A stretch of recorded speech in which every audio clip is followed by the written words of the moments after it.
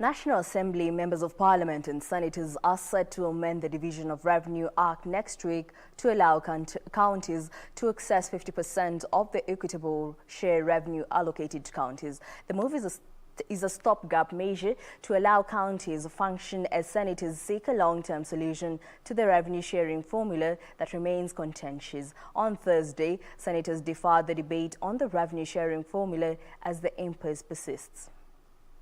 The bicameral parliament will on Tuesday seek a temporary measure to allow counties get funds at debate rages on the best formula to share revenue.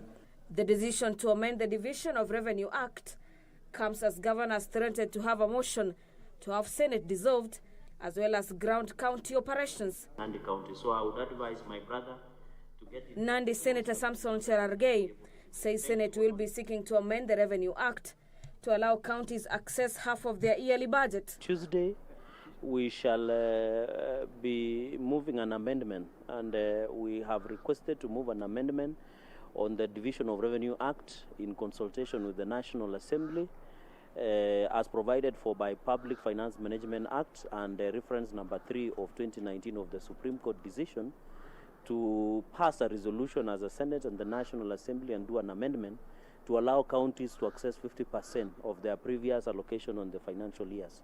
And I want to say as a Senate, we are in that concurrence, and it is within the law when we have such stalemate, especially on the issues of revenue. And that one will allow time senators to ventilate on the matter of revenue of allocation formula without pressure.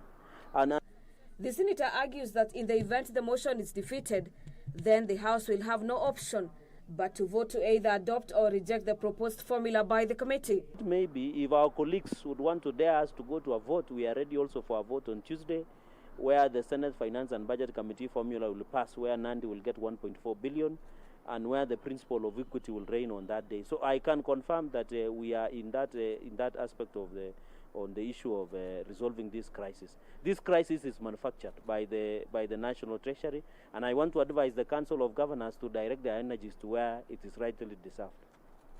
The move coming a day after National Assembly Speaker Justin Muturi urged the Leader of Majority and the Leader of Minority to engage their counterparts in the Senate to fast-track the consideration and passage of the Public Finance Management Bill of 2019 with appropriate amendments to entrench in law a procedure for withdrawal from the Consolidated Fund in the event of delays in the passage of County Allocation Revenue Act.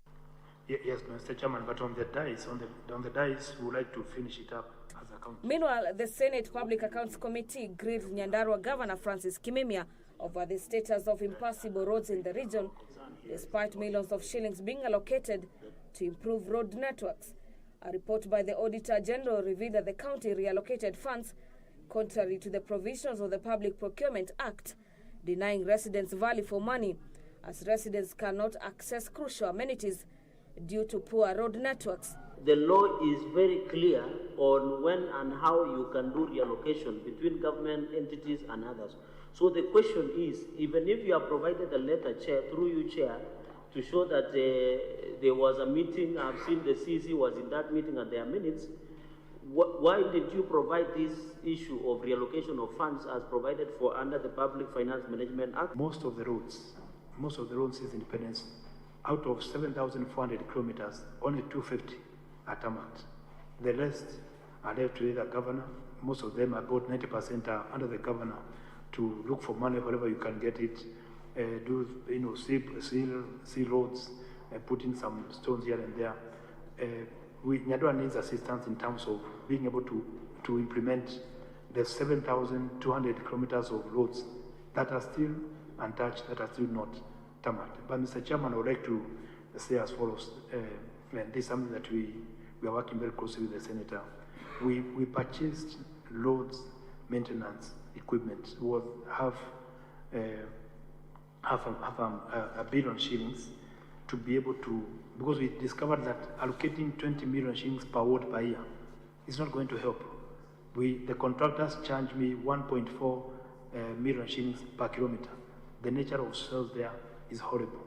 So the county boss was also on the spot to explain why the county boss used 12 million shillings in a 2017-2018 stadium project whose initial allocation was 183 million shillings. And if you combine together with Nyeri and Laikipia, there will be no reason why you should not be one of the most well-performing counties in this country.